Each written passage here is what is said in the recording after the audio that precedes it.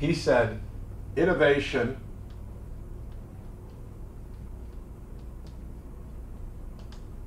equals invention.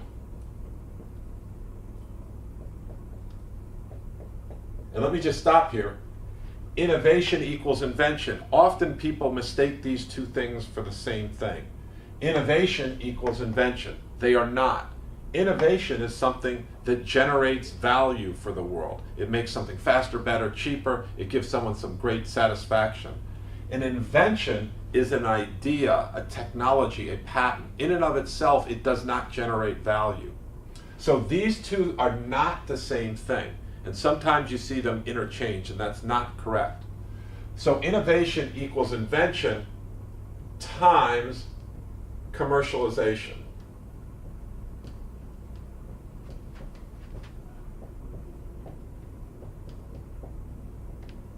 So when we look at this equation of innovation, something of value, it requires a new idea, and then it requires someone or some organization that is going to commercialize that idea and to make it of value to the world.